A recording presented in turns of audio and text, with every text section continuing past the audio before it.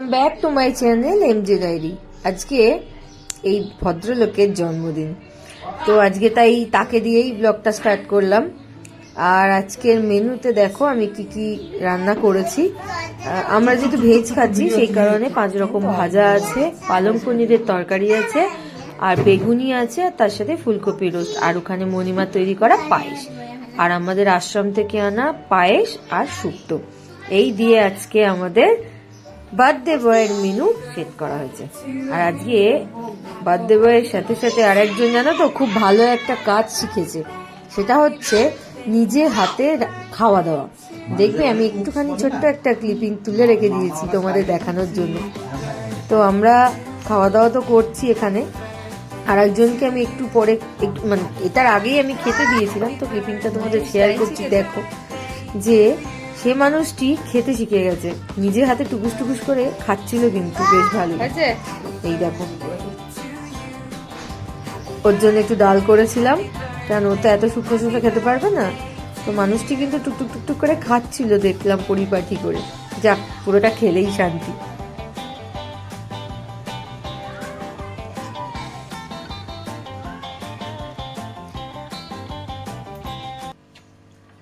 তো খাওয়া দাওয়া করে বেশ কিছুক্ষণ সময় ছিল। আর সেই দিনকে না এই যে এই ক্রিসপিটা মানে যিশু তার মেয়েকে গিফট করেছে তার বার্থডে কিন্তু। তো অনেকদিন ধরেই ক্রিসপি নিয়ে খেলবে করছিল, তো ঠিক আছে চলো একটা কিনে দেওয়া হয়েছে বেচারাটাকে। তো এবার কি করা যাবে, এসেও গেছে তাড়াতাড়ি, আর টাইম আছে হাতে।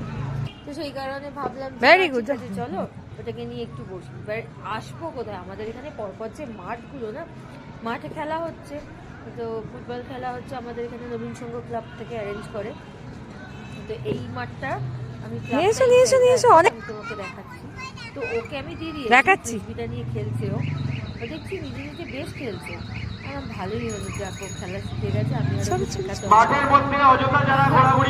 ভয় লাগছে কি বলতে, নবীন সংঘ খেলার মাঠটা মানে ক্লাবটা আর কি। হ্যাঁ দাঁড়াও একটু দাঁড়াও। তো এবার সে ম্যাডামকে দেওয়া হয়েছে, উনি তো বেজায় ছুঁড়েই চলছেন, কি করে খেলতে হয় জানেন না, ছুটতে শিখে গেছেন। আর এই খেলাটা না 15 দিন ধরে চলবে। আর এই মাঠটা দেখো, এখানে এই সেই গাড়ি রাখার জায়গা, এই যে ক্লাবটা, আর এই যে পুরো ওই মাঠটা তোমাদের দেখিয়েছিলাম, তোমরা বুঝতে পারছো কিনা জানি না, পরপর মাঠ তো অনেকগুলো। তো এই মাঠটা প্রথম মাঠ, লাইনের ধারে একটা মাঠ আছে, এটা হচ্ছে সেকেন্ড, সেই হিসেবে দেখলে ওইটা থার্ড। তো থার্ড মাঠেই খেলাটা হয়। তো এই যে এখন খেলছে দৌড়ে দৌড়ে, তোমরা খালি দেখো কি কাণ্ডটাই না করছে। না করেছে তোর পাপা কিনে দিয়েছে।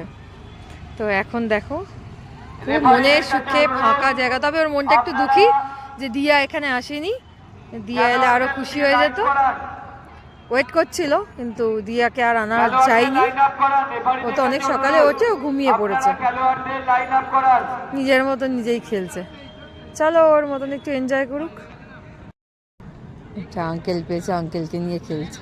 ও দারুণ গেছে, দারুণ গেল, ভেরি গুড, দারুণ, খুব ভালো গেছে।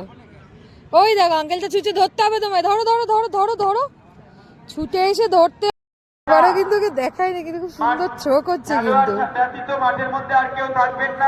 সুন্দর থ্রো করছে। করো, ভালো করে থ্রো করো। কমলা জার্সি পরিহিত দল কেবি হলিডেজ কলকাতা এবং